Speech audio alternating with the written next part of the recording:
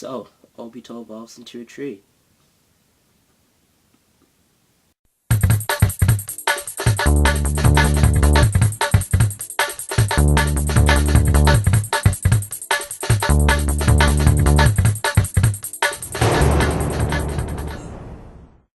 So this chapter we get a lot of information, some including where chakra came from, and also we get to see the last form of the Jubi, which is kind of disappointing in my mind. It's a tree basically. Not basically, it's a tree that sucks chakra. But yeah, I guess we should have guessed as much with all the grass Pokemon the Jubi was throwing out the past chapters. So anyways, we start out with the final form of the Jubi. It just transformed into the tree, and we see it going after people and sucking up their chakra and stuff. And basically, the more chakra someone had, the more branches would be going to suck their chakra. Obito also took the barrier down because he wanted his branches to have more range. We also see that Naruto has been caught with these chakra sucking things, and he's under like a few layers of branches. So next we have Madara basically explaining like chakra, how it came to be, and how shinobis are able to use it. And we go into this like long story about how it came to be, and just in my mind I felt it was a little bit late for like them to be explaining this whole thing, but it's not too much of a big deal, so whatever. So basically, there was this goddess named Otsutsuki Kaguya, the mother of the sages of the six paths that wanted to end wars. So she decided it would be a good idea to eat the chakra devil fruit off the forbidden tree to end all the wars and stuff. And yes, this tree was the Jubi. I guess the actual form of the Jubi was a tree, and it transformed into the beast form when it was enraged that someone ate it. The goddess did end conflict for a bit, but like Madara said, it ended up causing like more turmoil in the long run.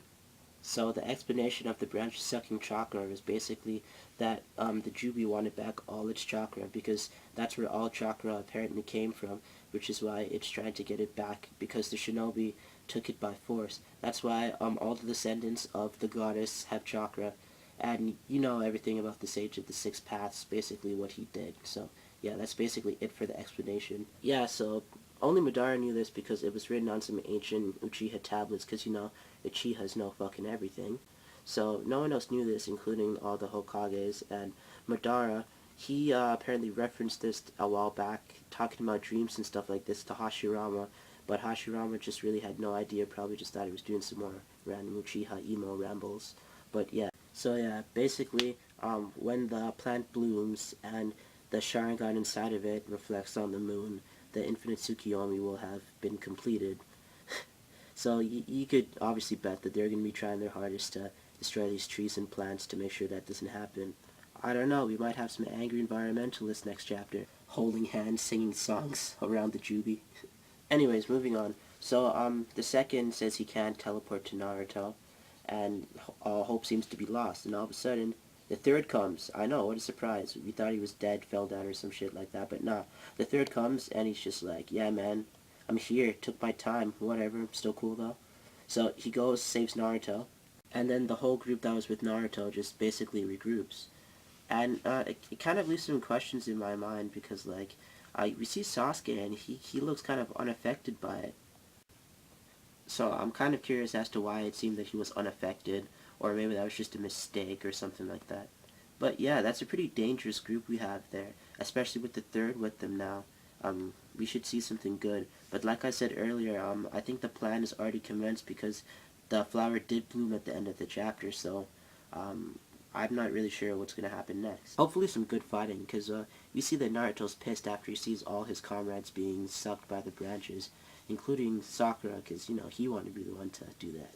Yeah, so this chapter, once again, just kind of shines a light on Madara for me, just kind of shows me, like, what he's kind of like. It's like he kind of gave up on real life and just really wants to live through this illusion, because even at the end of the chapter, it's like, your suffering will soon end and stuff like that. So yeah, I guess it just confirms that even the most badass Uchiha is just a little emo. So if you have any answers or any theories, just leave them in the comments. One, why did Sasuke look like he was unaffected? Would you have eaten the Chakra Chakra No Mi? I think we might be seeing the Sannin soon, now that there it is arrived. Also, what do you think is going to happen next? Let me hear it in the comments. Thanks for watching. Sorry about the lateness once again. Like I said, I started school. Also, I'm sick if you can't hear it in my voice. I'll try and speed these things up more as much as I can. So, yeah, thanks for watching.